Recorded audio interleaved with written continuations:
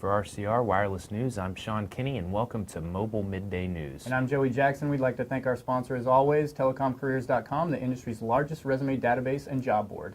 So, Sean, I had a chance yesterday to visit with the new Google Fiber office here in downtown Austin. Google's rolling out the new service here, and we got to take a look at some of the technology. Check it out. Google Fiber is now in Austin. Experience gigabit internet service, experience that really cool TV service.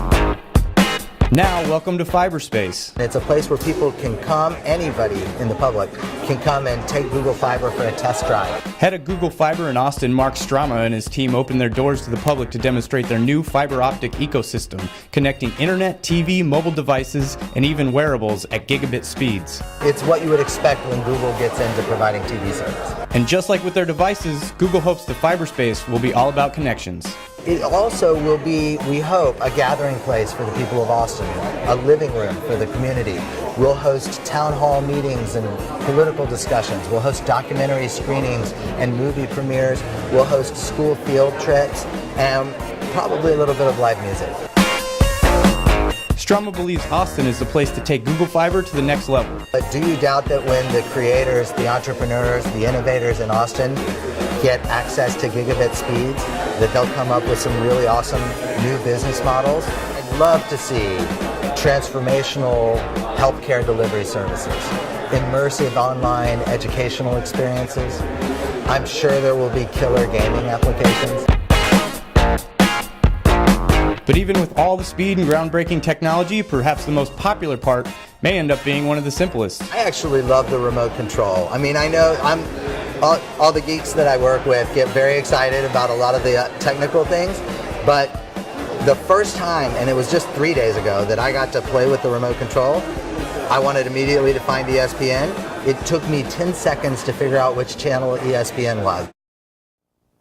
Yeah, Sean, I found it kind of funny that with all that technology that he's working with, the head of Google Fiber in Austin, the remote's his favorite part. It's probably going to be everybody's favorite part, I'm assuming. Well, we appreciate the package. You always do good field work for us. Thank you, sir. And this is another story we've been following for you all week. The Federal Communication Commission's broadband spectrum auction is still going on. Up until today, the FCC was hosting 4 rounds of bidding each day. Now that number of daily rounds has jumped up to 6. The first round under the new schedule saw a small decline in activity, but in total bids have topped $41 billion with a B, dollars, and that's 4 times as much as the FCC's minimum revenue goal that they set. Wow. Round 50 started this morning and attracted about $750 million in new bids. Right now there are 5 licenses, all in major markets, New York, LA, that are valued at more than $1 billion apiece. Editor-in-Chief Dan Myers reporting that the most activity this morning came from licenses covering the Davenport, Iowa, and Peoria, Illinois areas. So I guess shifting more towards the Midwest now. All right. You can follow Dan's coverage of the ongoing FCC auction at rcrwireless.com. And continuing on that topic of broadband, New York Governor Andrew Cuomo's $500 million broadband expansion plan is set to get going in 2015. Mm-hmm. The program is designed to foster economic development, particularly in the state's technology sector. That also comes with a shift towards digital learning in public classrooms. The new program is the extension of Cuomo's 2012 Connect New York Fund, which was initially seed with $25 million in grant funding. Yeah, so they're really looking to really up that investment, and it's twofold. On the economic development end, you're trying to foster growth in the existing tech sector.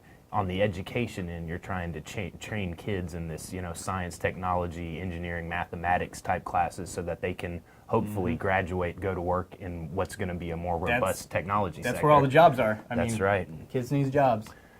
Now we're going to go bring in one of our other editors, Kelly Hill. Kelly had a chance to sit down with a firm called Globys, and they provide data analytics for mobile operators. Kelly, what'd you hear from them? So, big data trends for 2015. This is coming out of a Q&A that I did with Derek Edwards, who's the CEO of Globys. They focus on mobile marketing for carriers and using big data analytics to inform that. And so he talked about emerging trends for 2015 in terms of, more movement toward real time, at the same time, being able to give a more granular view of the customer. He said that he expects to see investment in telecom as far as being able to use a next best action approach to revenue, to getting people to spend more money with their mobile carriers, for retention, so reducing churn, and also starting to see that next best action approach move into the customer experience. What do I need to say or do for my customer in order to really improve their experience so that they'll be happy and stay with the company. So he said one of the challenges that comes along with this is the ability to get raw, unfiltered data that hasn't already had some kind of a business process run on it, where it's not averaged or summarized. It's the full raw data in order to inform those next best decisions, because that level of detail is, he said, really what's needed in order to make the best decision. So you can read that full Q&A on rcrwireless.com. Thanks. All right, that was Kelly Hill. She's out in Denver, Colorado, does a lot of work for us on test and measurement. So we always appreciate Kelly's insight. Yeah, this next story is good news for fans of Arizona Coyotes National Hockey League team out of Glendale, Arizona. The owners of the Gila River Arena, did I say that right? Yep. All right, where the Coyotes play, have partnered with Crown Castle to upgrade the wireless connectivity in the venue. The more than 19,000 fans that pack the house on a regular basis will now enjoy improved coverage and capacity thanks to the new DAS system. A DAS is a distributed antenna system node that connects to a common source. They're commonly used for in-building connectivity. Yeah, good news for the Coyotes fans out there. I'm not real familiar with them, but it's always nice to be able to, take pictures and tweet them to your friends and text with your mom or whatever, and sometimes that gets hard when you have a lot of people in a tiny indoor space. So we see a lot of, and we write about this a lot, these distributed antenna systems and small cell, Wi-Fi backhaul, all that stuff very much intertwined. Now we're going to bring in another one of our editors, Roberta Prescott. Roberta works for us down in Sao Paulo and does a lot of stuff in regards to big data analytics. And let's turn it over to Roberta. Hello.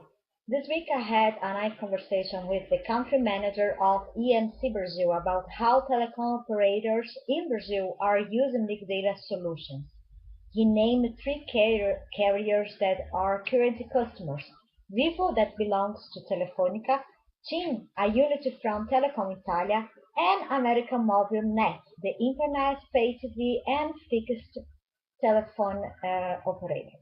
Although telecom industry, along with financial institutions, is the most advanced users of big data solutions, and actually worldwide trend, in Brazil, they are not in the stage of creating new products as a result of analyzing their data. Instead, carriers still use big data in order to reduce costs and to better know their customers. But Carlos Cunha, the EMC CEO of Brazil, said that it's a matter of time. In his words, companies usually start big data products in one department, and as they see the results of mining data, they expand it to other areas. And talking about other Latin American news, I have some highlights. Netflix is said to have almost 5 million subscribers across Latin America, with Brazil and Mexico leading the numbers. Also in Chile, the government released a third and final round of a project aimed at providing free internet access across the country. This Wi-Fi free access is actually a nice opportunity for ISPs and telecom operators to bid in this project. I also brought in Latin America wrap-up piece news from Mexico, Bolivia, Peru, Ecuador, Costa Rica, and Colombia.